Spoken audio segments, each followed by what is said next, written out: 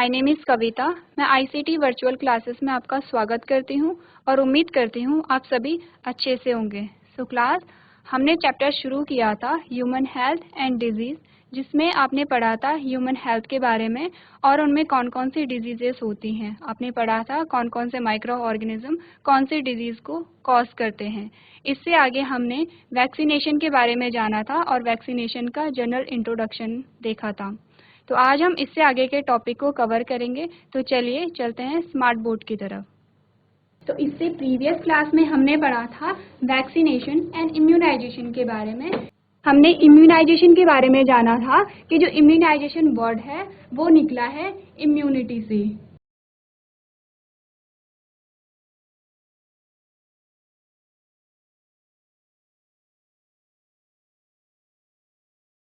यानी इम्यूनिटी क्या होती है? इम्यूनिटी को हमने जाना था कि जो हमारा इम्यून सिस्टम होता है, इम्यून सिस्टम का रोगों से लड़ने की जो क्षमता होती है उसे हमने कहा था इम्यूनिटी कहा था। और इम्यूनिटी को हमने दो पार्ट में डिवाइड किया था, यानी कि इम्यूनिटी दो प्रकार की होती है। एक होती है इनेट इम्यूनिटी यानी जन्मजात,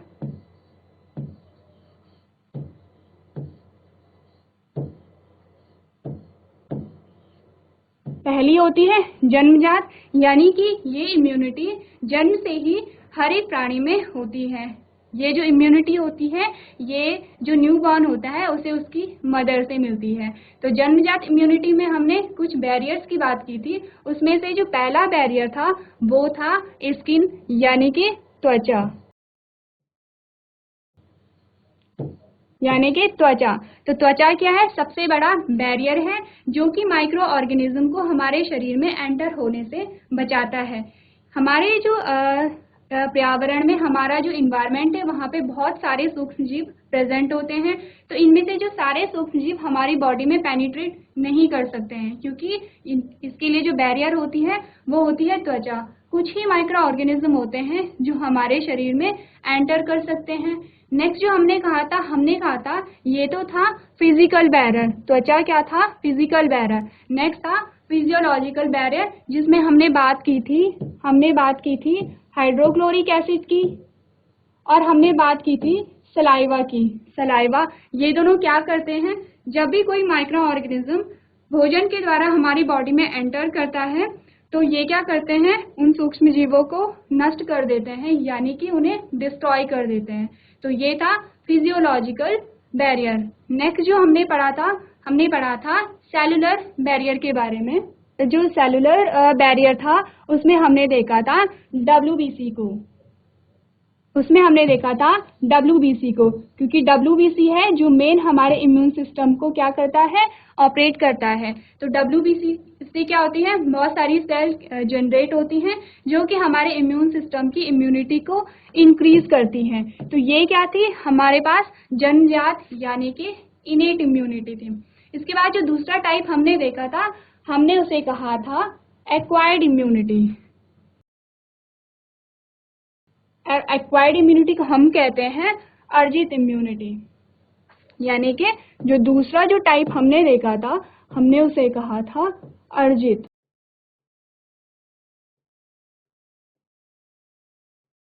अर्जित इम्यूनिटी के में जब हमने बात की थी तो हमने देखा था कि जब कोई न्यूबॉर्न होता है तो उसे बोलना नहीं आता है, यानी कि उसमें जो लैंग्वेज का डेवलपमेंट नहीं होता है। धीरे धीरे वो क्या करता है? लैंग्वेज को अर्जित कर देता है।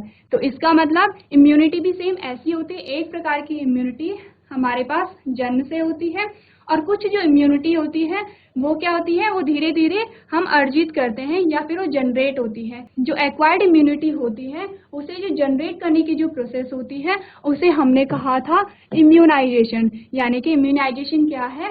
अर्जित इम्यूनिटी को प्राप्त करने की जो प्रक्रिया है वो है इम्यूनाइजेशन। नेक्स्ट जो हमने बात की थी टीकाकरण के बारे में, यानी कि वैक्सीनेशन के बारे में।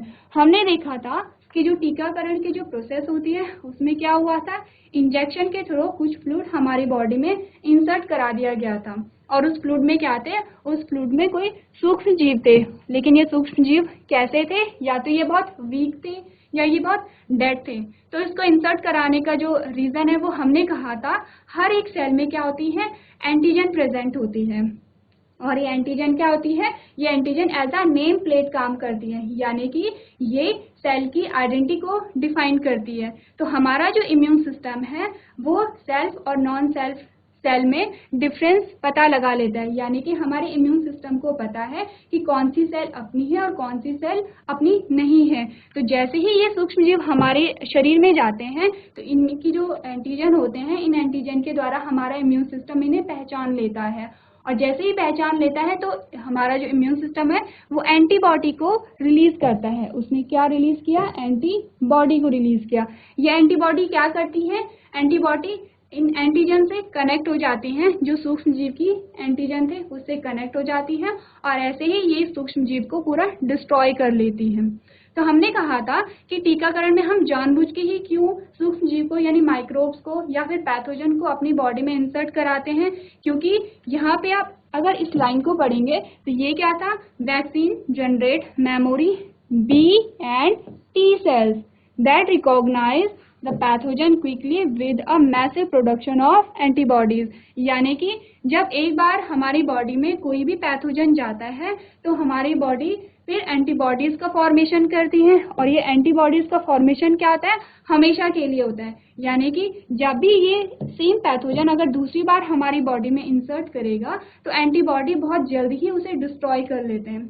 यानी कि जब पैथोजन ने पहली बार हमारी बॉडी में एंटर हुआ जब, तो क्या हुआ कि एंटीबॉडी बनने में थोड़ा टाइम लगा, और एंटीबॉडी बनने में टाइम लगा तो ये पैथोजन के रिमूवल में भी टाइम लगा, यानी पैथोजन को किल करने में भी टाइम लगा था। लेकिन जब वही सेम पैथोजन हमारी बॉडी में दोबारा एंटर हुआ तो क्या थी, हमारे पास ऑलरेडी एंटीबॉडीज बनी हुई थी, और उन्हें हम क्या कहते हैं, हम कहते हैं मेमोरी सेल कहते हैं। तो उन एंटीबॉडीज ने क्या किया, क्विकली पैथोजन को किल कर दिया। तो इसीलिए हम क्या कराते हैं, वैक्सीनेशन कराते हैं, ताकि कोई भी पैथोजन हो उसके प्रति जो हमारे पास एंटीबॉडी होती है वो पहले से ही प्राप्त हो। तो ये तो था वैक्सीनेशन और इम्यूनाइजेशन। तो यहाँ पे हमने देखा कि यहाँ पे हम क्या कर रहे हैं, जो इम्यूनिटी है उसे एक्वायर्ड कर रहे हैं, और इस टाइप की इम्यूनिटी को हम कहते हैं एक्टिव इम्यूनाइजेशन। यानी कि ये जो किस टाइप का इम्यूनाइजेशन है, ये जो इम्यूनाइजेशन है ये किस प्रकार का इम्यूनाइजेशन है, ये है एक्टिव, यानी कि एक्टिव। नेक्स्ट जो हमारे पास आता है पैसिव इम्यूनाइजेशन। अब एक्टिव इम्यूनाइजेशन और पैसिव इम्यूनाइजेशन में क्या डिफरेंस है, सबसे पहले हम देखते हैं कि यदि हमारे पास एक कंडीशन आ गई कि यदि कोई पर्सन है और वो क्या हुआ, किसी डेडली माइक्रोब से इन्फेक्टेड हो गया, यानी कि उसके अंदर कोई ऐसा माइक्रोब चला गया या ऐसा पैथोजन चला गया जो बहुत खतरनाक है और जो क्या कर सकता है, जो डेड कॉज कर सकता है, यानी उससे इंसान की मृत्यु हो जाती है। उसके लिए हमने कहा था जैसे कि टिटनेस में होता है कि टिटनेस में क्या होता है कि यदि उसके अंदर माइक्रोब चला गया, पैथोजन चला गया, तो जो व्यक्ति की जो हालत होती है वो बहुत सीरियस हो जाती है। तो उस टाइम पे क्या होता है कि यदि उस टाइम पे क्या होता है कि डायरेक्टली परफॉर्म्ड एंटीबॉडीज उसे दी जाती हैं, यानी कि बाहर से एंटीबॉडी उसे प्रोवाइड की जाती हैं, क्योंकि हमने कहा था कि जब भी एंटीबॉडीज का फॉर्मेशन बॉडी में होता है तो वो कुछ टाइम लगाता है। तो यहाँ पे क्या है, सीरियस कंडीशन है, क्योंकि क्या है, ये डेडली माइक्रोब है। सीरियस कंडीशन में क्या होगा, हम परफॉर्म्ड एंटीबॉडीज बाहर से प्रोवाइड कराएंगे, और जैसे ही हमने एंटीबॉडीज दी इसने क्या किया, उस पैथोजन को किल कर दिया। तो इस टाइप की जो इम्यूनिटी होती है, इस टाइप का जो इम्यूनाइजेशन होता है, हमने उसे कहा था पैसिव इम्यूनाइजेशन। यानी कि अब आप एक्टिव और पैसिव इम्यूनाइजेशन में डिफरेंस पता लगा सकते हैं। तो जो एक्टिव इम्यूनाइजेशन था वहाँ पे जो एंटीबॉडीज का फॉर्मेशन हो रहा था वो हमारी बॉडी के अंदर हो रहा था, और जो पैसिव इम्यूनाइजेशन है यहाँ पे जो एंटीबॉडीज का फॉर्मेशन है ये आउटसाइड द बॉडी हो रहा था, यानी हमारे शरीर से बाहर हो रहा था। तो अब आपके माइंड में एक और क्वेश्चन आया होगा, और ये क्या है, बहुत इंपॉर्टेंट क्वेश्चन है, क्योंकि ये जो परफॉर्म्ड एंटीबॉडीज हैं ये कहाँ से आई हैं और ये एंटीबॉडी हमने कहाँ से प्राप्त की है। तो मैंने आपको बताया था कि हमारे पास कुछ माइक्रोब्स होते हैं, हमारे पास जो माइक्रोब्स होते हैं वो दो प्रकार के होते हैं, कुछ हानिकारक भी होते हैं और कुछ बेनिफिशियल भी होते हैं। तो जैसे कि हमने कहा कि कोई एक बैक्टीरिया है तो उसकी एक सेल है, ये इसकी सेल है, ये इसका क्या है, अपना जेनेटिक मटेरियल है, और ये इसका एक्स्ट्रा जेनेटिक मटेरियल है। और इस एक्स्ट्रा जेनेटिक मटेरियल, जैसे कि नाम ही इंडिकेट कर रहा है कि ये जो एक्स्ट्रा जेनेटिक मटेरियल है, ये जो एक्स्ट्रा जेनेटिक मटेरियल है, ये क्या है, इसकी प्रेजेंस और एब्सेंस से बैक्टीरिया पे कोई फर्क नहीं पड़ता है। तो हमने ये देखा था कि जब भी बैक्टीरिया रिप्रोड्यूस करता है ये तो बहुत जल्दी रिप्रोड्यूस करता है, यानी कि एक जो बैक्टीरिया होगा वो बहुत ज़्यादा पीसेस में टूट जाएगा। अब ये जो प्रोसेस होती है, या तो ये फिजन होगा या फिर स्पोर फॉर्मेशन होगा, तो ये डिफरेंट प्रोसेस के थ्रू क्या होता है, जो बैक्टीरिया होते हैं हम बहुत जल्दी रिप्रोड्यूस करते हैं, यानी अपने नंबर को बहुत जल्दी इंक्रीज करते हैं। तो यहाँ पे क्या हुआ, इस जो वेक्टर में यहाँ पे एक एंटीबॉडी इंसर्ट करा दी जाती है, यहाँ पे एक एंटीबॉडी इंसर्ट कर दी। अब यहाँ पे क्या हुआ, इतनी ही सेल बन गई, 1 2 3 4 सेल बन गई। तो यहाँ पे क्या हुआ, जितनी सेल है उतने वेक्टर होंगे और उतने यहाँ पे क्या होंगे, ये जो क्या है, एंटीबॉडी होंगी। यानी यहाँ पे हमने एक एंटीबॉडी डाली और हमें कितनी एंटीबॉडी मिल गई है, 4 एंटीबॉडी मिल गई है। तो यहाँ पे क्या आ रहा है, हम एंटीबॉडीज का कल्चर करा रहे हैं। कहाँ पे करा रहे हैं, आउटसाइड द ह्यूमन बॉडी। तो ये क्या है, कहाँ पे करा रहे हैं, हम बैक्टीरिया वाली सेल में करा रहे हैं। इसके लिए हम इसका भी यूज कर सकते हैं। तो आपने जाना एक्टिव और पैसिव इम्यूनाइजेशन क्या होता है, और जो परफॉर्म्ड एंटीबॉडीज होती हैं वो कहाँ से हमें प्राप्त होती हैं और कैसे प्राप्त होती हैं। नेक्स्ट जो हमारे पास टॉपिक आता है वो आता है एलर्जी। जो एलर्जी वर्ड है वो बहुत कॉमन है क्योंकि हमने इसे सुना भी है और हम इसके बारे में जानते भी हैं। तो एलर्जी की डेफिनेशन से पहले हम जानते हैं कि एलर्जी किसे कहते हैं। जैसे कि कोई इंसान है, कोई भी एक पर्सन है और वो क्या हुआ, वो धूल के कांटेक्ट में जाता है, यानी वो धूल भरे क्षेत्र में चला जाता है और उसे कंटिन्यूसली छींकें आने शुरू हो जाती हैं, और वो छींकें तब तक आती रहती हैं जब तक वो मनुष्य धूल के संपर्क में रहता है। तो और जैसे ही वो धूल के संपर्क से हट जाता है तो उसे छींकें आनी बंद हो जाती हैं। यानी कि इससे हम क्या आइडिया लगा सकते हैं, हम मान सकते हैं कि जो उस इंसान की जो बॉडी होती है वो धूल के लिए बहुत सेंसिटिव है। यानी कि जब जब वो धूल के कांटेक्ट में जा रहा है उसकी बॉडी में क्या हो रहे हैं, कुछ प्रॉब्लम क्रिएट हो रही है। किसकी वजह से, धूल की वजह से क्रिएट हो रही है। यानी कि जो प्रॉब्लम होती है, जो उसे जो भी दिक्कत हो रही है, हमने उसे कहा एलर्जी उसे हो रही है, उसे क्या हो रहा है, एलर्जी हो रही है। और किसकी वजह से हो रही है, धूल या मिट्टी या जो भी है, तो उसे हमने कहा, जिन भी चीजों से एलर्जी होती है हमने उन्हें कहा एलर्जेंस कहा। तो अगर हम एलर्जी की डेफिनेशन को देखें तो हम देखते हैं allergy occurs when a person react to a substance in the environment that are harmless to most people. यानी कि ये जो लाइन कह रही है, क्या कह रही है, ये कह रही है कि कोई भी एक पर्टिकुलर सब्सटेंस है, जैसे कि या तो हमने धूल माना या फिर हमने पॉलन ग्रेन माने या फिर हमने कोई भी ऐसी चीज माने जिसके लिए कि कोई एक पर्सन है वो सेंसिटिव है, यानी कि उससे उस पर्सन को प्रॉब्लम होती है, लेकिन उसी सेम चीज से जो दूसरा पर्सन है उसे प्रॉब्लम नहीं होती है। यानी कि जो एलर्जी होती है, ऐसा नहीं है कि एलर्जी हर एक इंसान को होती है या फिर हर एक इंसान को धूल से ही एलर्जी होती है। कुछ कुछ जो पर्सन होते हैं उनकी बॉडी सेंसिटिव होती है, यानी कि वो क्या करते हैं, वो रिएक्ट करते हैं। रिएक्ट कैसे करेंगे, जैसे बहुत सी चीज़ों, जैसे उन्हें छींकें आ सकती है, उन्हें खुजली हो सकती है, तो उन्होंने क्या किया, किसी एक पर्टिकुलर चीज़ के लिए रिएक्ट किया, लेकिन उसी पर्टिकुलर चीज के लिए जो दूसरे और पर्सन थे वो क्या थे, वो हार्मलेस थे, यानी कि उन पे उसने कुछ भी रिएक्ट नहीं किया। यानी कि क्या होता है, हमारी बॉडी सेंसिटिव होती है कुछ चीज़ों के लिए, और जिससे क्या होता है कि हमारी बॉडी में कुछ प्रॉब्लम क्रिएट हो जाती है। तो ये जो एलर्जेंस होते हैं ये क्या क्या हो सकते हैं, ये डस्ट हो सकता है, ये पेट से भी हो सकता है, पॉलन हो सकते हैं, इंसेक्ट्स हो सकते हैं, और क्या होता है, फूड हो सकते हैं, सब मेडिकेशन हो सकती है। तो इन सब चीज़ों से क्या होती है, एलर्जी होती है। तो एलर्जी, जैसे कि जब एलर्जी स्टार्ट होती है तो स्टार्टिंग के पॉइंट पे हमें पता नहीं चलता है कि एलर्जी है या कुछ और है।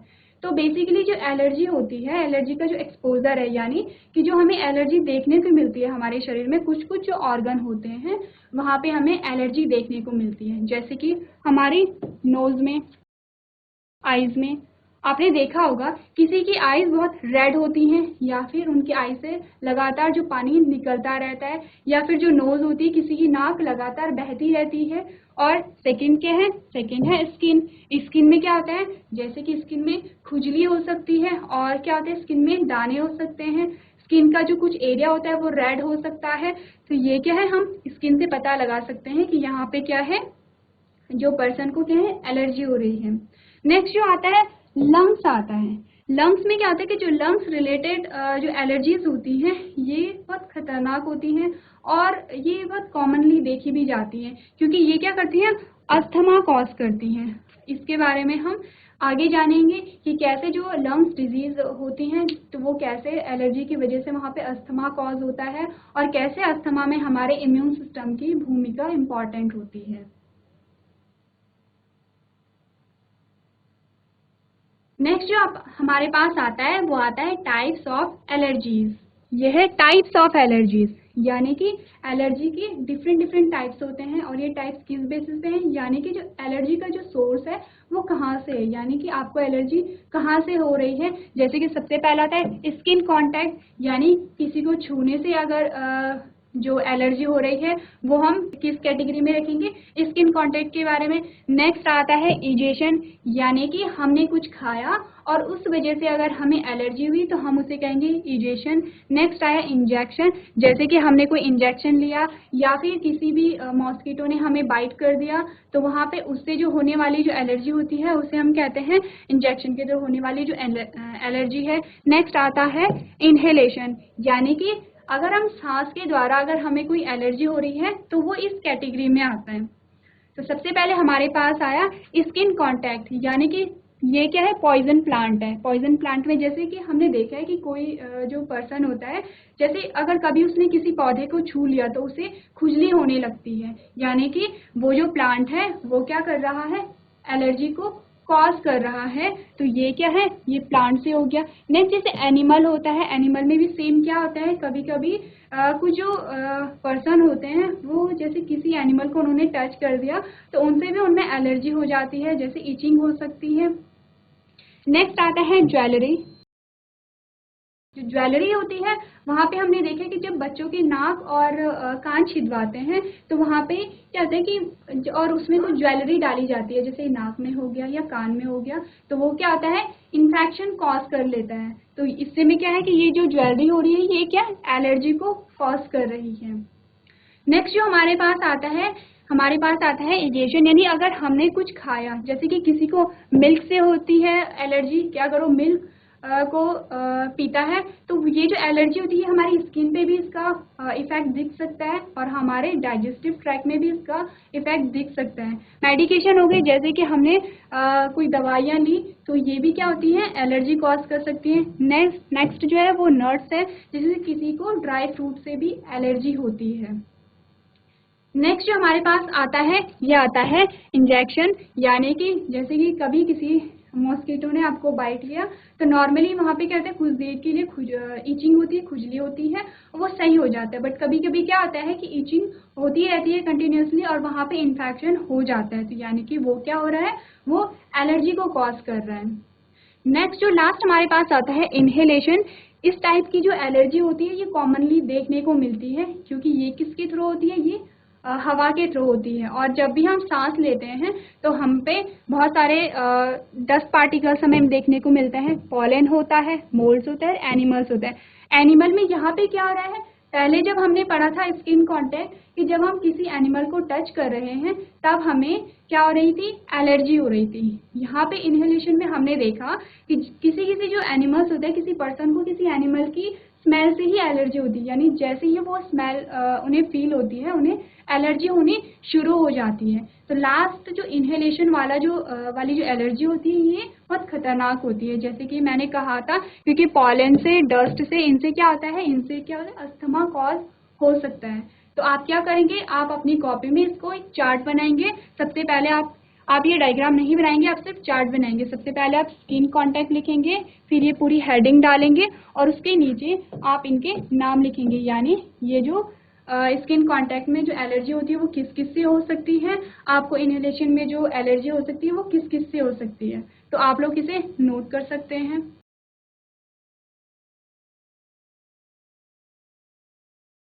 चलिए, तो आपने ये नोट कर लिया होगा कि जो एलर्जीज होती हैं वो कैसे हो सकती हैं और कौन कौन से प्रकार की होती हैं। नेक्स्ट जो हमारे पास आता है, एलर्जी के लक्षण, यानी एलर्जी हमें कैसे पता चलता है कि हमें एलर्जी हो रही है। उसमें सबसे पहला आता है छींक आना, खांसी होना, नाक बहना, आंसू आना, त्वचा पर दाने उभरना, खुजली होना और सांस लेने में तकलीफ होना। यानी कि जब जब आपको ये कैरेक्टरिस्टिक्स देखने को मिलती हैं तब तक क्या होता है, एलर्जी के लक्षण हो सकते हैं। लेकिन आपने देखा होगा कि ये जो 4 कैरेक्टरिस्टिक्स होती हैं ये नॉर्मल होती हैं, क्योंकि जब भी हमें सर्दी होती है तो आपको छींक भी आती है, खांसी भी होती है, आपकी नाक भी बहती है और आंसू भी आते हैं। तो इसका मतलब ये नहीं है कि हमें एलर्जी हो रही है, वो क्या है, वो सामान्य है, क्योंकि हमें क्या है, कोल्ड हो रहा है। पर अगर ये जो लक्षण आपको बार बार देखने को मिलते हैं, और तब देखने को मिलते हैं जब आप किसी पर्टिकुलर सब्सटेंस के कांटेक्ट में जाते हैं, जैसे कि या तो आप धूल में चले गए, तब आपको ये जो सारे कैरेक्टरिस्टिक्स होते हैं, ये लक्षण है, ये देखने को मिल रहे हैं। और ये जो लक्षण आपको देखने को मिल रहे हैं, तब तक हो रहा है जब तक कि आप उस चीज के कांटेक्ट में हो। जैसे कि हमने कहा था कि आप धूल में गए और आपको छींकें आनी शुरू हो गई है, आपको खांसी भी हो गई है, आपकी आंखों में आंसू आ गए हैं, तो ये क्या हुआ, तब तक होता है जब तक कि आप धूल में हैं। जैसे ही आप धूल के कांटेक्ट से हटते हैं तो आपके लक्षण भी हट जाते हैं।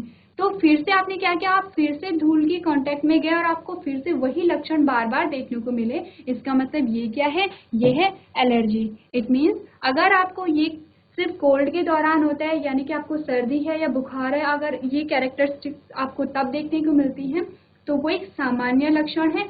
और अगर ये जो चीजें होती हैं ये बार बार होती हैं और किसी पर्टिकुलर चीज के एक्सपोजर में जाने से होती है, इट मीन्स ये क्या है, एलर्जी के लक्षण हैं।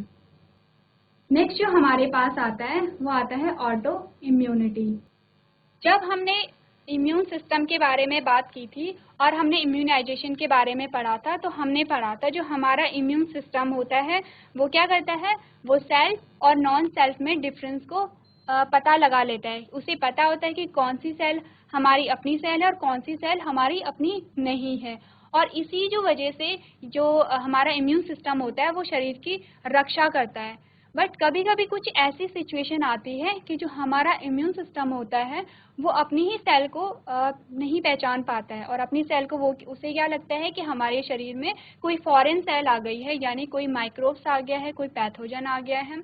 और जो हमारा इम्यून सिस्टम है वो तुरंत ही एंटीबॉडीज़ का फॉर्मेशन करना स्टार्ट कर देता है। तो यहाँ पे क्या होगा, जैसे ही एंटीबॉडीज़ का फॉर्मेशन होगा, एंटीबॉडीज़ अपनी ही सेल पे एक्ट करना शुरू कर देती हैं और अपनी ही सेल को क्या करती हैं, डिग्रेड कर देती हैं, यानी कि नष्ट कर देती हैं। और इससे क्या होती है, बहुत सारी हम पे बीमारियां कॉज हो सकती हैं। तो अगर हम ऑटो इम्यूनिटी की डेफिनेशन देखें तो ये क्या है, it is the system of immune responses of an organism against its own healthy cell। अब इसने क्या कहा कि ये healthy cells के healthy tissue और जो अदर नॉर्मल बॉडी होती है उसके लिए ये क्या करता है, कुछ रिस्पॉन्सेज देता है, जिस रिस्पॉन्सेज में ये क्या होती है, ये हमारी सेल्स को डिस्ट्रॉय कर देता है।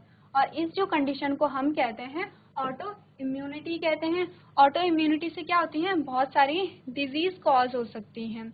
तो जो हमारा इम्यून सिस्टम है वो ऑटो इम्यूनिटी की कंडीशन में कैसे आता है हम देखेंगे। उससे पहले हम देखते हैं कि जो हमारा इम्यून सिस्टम होता है वो नॉर्मली कैसे फंक्शन करता है। हमने पढ़ा था डब्ल्यूबीसी के बारे में,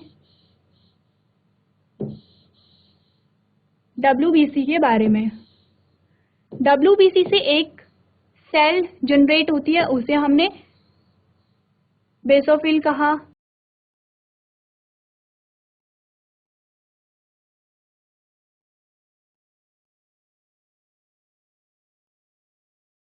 यह है बेसोफिल।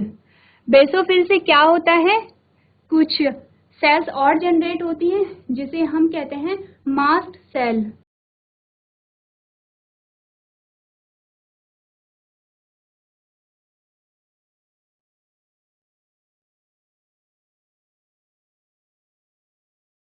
Mast cell.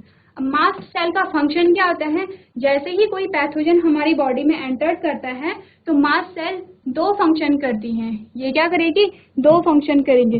सबसे पहला तो ये क्या करती है, जो हमारी ब्लड वेसल्स होती हैं उन्हें फुला देती हैं। जैसे कि ये हमारी ब्लड वेसल्स हैं, तो इसने क्या किया, इन्हें ऐसे फुला दिया। सेकंड जो काम है, ये क्या करता है, हमारे विंड पाइप को कॉन्ट्रैक्ट कर देता है, यानी सिकोड़ देता है। तो हमारा विंड पाइप कहाँ है, अगर आप अपनी गले में टच करेंगे तो आपको एक पाइप लाइक स्ट्रक्चर फील होगा, तो वो क्या है, हमारा विंड पाइप है। जैसे कि पहले हमारा विंड पाइप ऐसा था, तो ये क्या हो गया, ऐसा हो गया, यानी कि इसमें क्या हो गया, कंट्रैक्शन हो गया। तो ये क्या करती है, दो फंक्शन करती है। पहला इसने क्या किया कि हमारे ब्लड वेसल्स को फुला दिया, और नेक्स्ट इसने क्या किया कि हमारे जो विंड पाइप है इसे सिकोड़ दिया। इससे क्या होता है कि ये जो ब्लड वेसल्स की जो वॉल पे प्रेशर लगता है और जो पैथोजन होते हैं वो यहाँ से बाहर निकल जाते हैं। और सेकेंड यहाँ पे क्या होता है कि जब ये विंड पाइप को हम कॉन्ट्रैक्ट करते हैं तो यहाँ से भी इसके बाहर निकलने के चांसेस हो सकते हैं। तो यहाँ पे इसने दो चेंजेस किए जिससे कि पैथोजन जो है वो बाहर निकल गया। ये तो थी नॉर्मल कंडीशन। अब ऑटो इम्यूनिटी में क्या होता है कि जैसे हमारी बॉडी में कोई धूल का कण आ गया है, या फिर कोई पॉलन ग्रेन आ गया है, या फिर कोई डस्ट पार्टिकल्स आ गए हैं, या फिर स्मोक अगर किसी ने किया है, तो हमारा जो इम्यून सिस्टम होता है वो एक्टिव हो जाता है और उसे लगता है कि हमारी बॉडी में कोई पैथोजन एंटर कर गया है। तो फिर क्या होता है, फिर से WBC से क्या हो गया, बेसोफिल का सिक्रीशन होगा, और बेसोफिल से मास्ट सेल का होगा, और मास्ट सेल फिर से ये दोनों चेंजेस करेंगे। तो यहाँ पे होता है क्या है कि जैसे ही यहाँ पे जो हमारा ब्रोंकाई है, तो ब्रोंकाई जैसे ही हमारी सिकुड़ जाती है हमें सांस लेने में तकलीफ होनी शुरू हो जाती है। तो जब तक हम, जैसे कि ये जो चीजें हो रही हैं ये डस्ट पार्टिकल की वजह से हो रही हैं, यानी धूल की वजह से हो रही हैं, तो जब तक हम धूल के कांटेक्ट में रहेंगे हमारा जो विंड पाइप है वो ऐसे ही कॉन्ट्रैक्ट रहेगा और हमें सांस लेने में दिक्कत होगी। यानी कि क्या होगा, यहाँ पे हमें श्वसन में दिक्कत होगी, तो ये अस्थमा कॉज कर सकता है। जैसे ही हम इन डस्ट पार्टिकल से अलग हो जाते हैं तो ये जो सारी प्रोसेस होती है ये क्या होती है, क्लोज हो जाती है, और जो हमारा विंड पाइप होता है वो नॉर्मल हो जाता है। तो ऐसा अगर जैसे कि हम धूल के एक्सपोजर में बार बार जाते हैं तो हमारा इम्यून सिस्टम बार बार यही जो प्रोसेस को अपनाता है और यहाँ पे क्या हो जाती है, अस्थमा की प्रॉब्लम कॉज हो जाती है। तो इसीलिए ये जो एलर्जी है, जो कि लंग्स रिलेटेड एलर्जी है, ये किसका रीजन है, इसका रीजन ऑटो इम्यूनिटी है। अब हम देखेंगे कि जो ऑटो इम्यूनिटी होती है उसके क्या क्या रीजन हो सकते हैं, क्यों ऑटो इम्यूनिटी की कंडीशन क्रिएट होती है।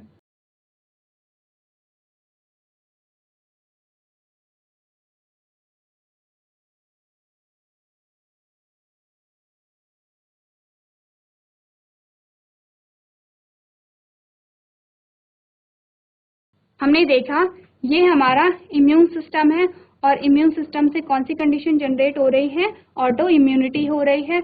उसमें जो हमने सबसे पहला रीजन हम देखते हैं जो जेनेटिक रीजन होते हैं, यानी कि आपकी बॉडी में कुछ ऐसे जेनेटिक प्रॉब्लम्स हो सकते हैं जिससे कि ऑटो इम्यूनिटी हो सकती है। नेक्स्ट आता है इन्वायरमेंटल फैक्टर, यानी कि हो सकता है कि आपका क्लाइमेट चेंज हुआ हो जिससे कि क्या हो रही है, ऑटो इम्यूनिटी की प्रॉब्लम हो रही है।